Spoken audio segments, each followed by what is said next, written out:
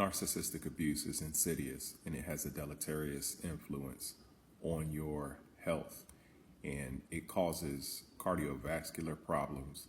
It even causes brain damage because when you're being abused by someone you love and someone who you believe loves you, and when they're denying your reality, they're not validating your reality, and they are delusional. All of those interactions that they have with you has a cumulative impact on your health physically, mentally, and emotionally.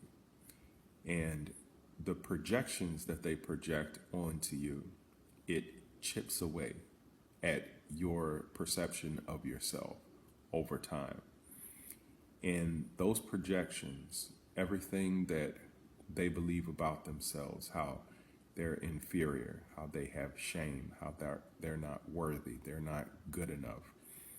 That need, that insatiable need that they have for validation and approval, they project all of that onto you. And because you love this person and you're introspective and you have empathy, when that happens, you look inside yourself to try to figure out what's wrong with you. What's the problem with you? And maybe you made a lot of changes and you started to grow and you started to change and you stopped being reactive.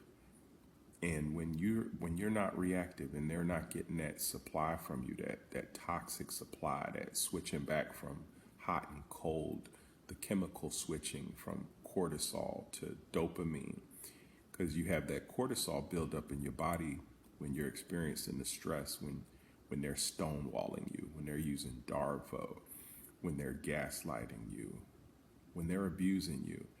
That cortisol builds up in your body, and then when they drop a breadcrumb and they give you a little bit of affection or attention, then you have that dopamine.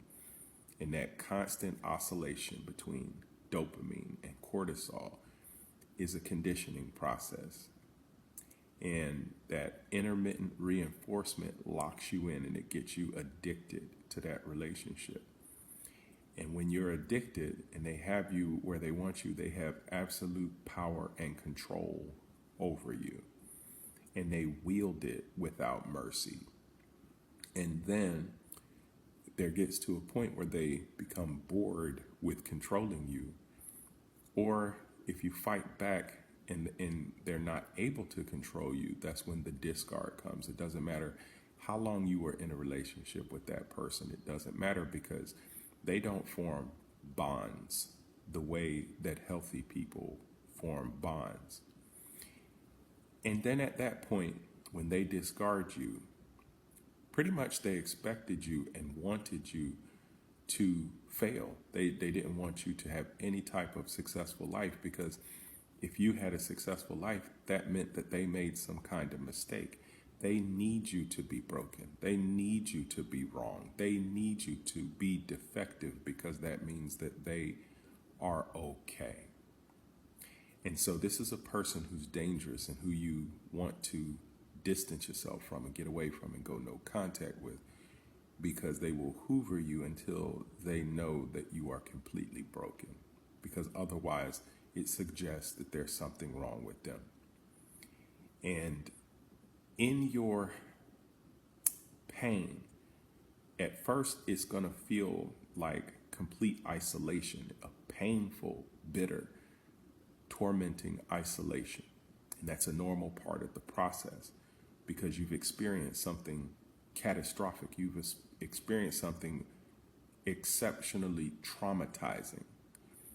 And as you sit in that pain and as you go through and you work and you get coaching from someone like me, or you go to a therapist, or you're doing your journal work, you're doing your research, you're doing all those things necessary to gain insight into what happened in that relationship. As you stay consistent and you stay away from toxic people, you stay away from people who project onto you the same things that the narcissist projected on you. Because if you allow those toxic people around you, that's going to impede your progress. It's going to keep you stuck. It's going to keep you down. So you go into that separation from other people who are toxic as well. And then at some point, there's going to be a shift.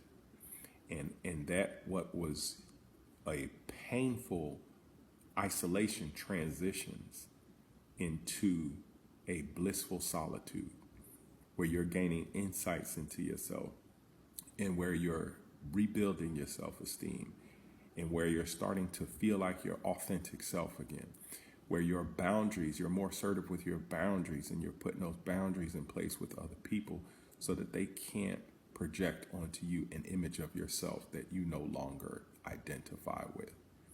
And that's when you get to the point when you're living your authentic life, when you're being your authentic self, that you know you're going to be okay again. And even if you can't see that point for yourself right now, I promise you, you can get to that point.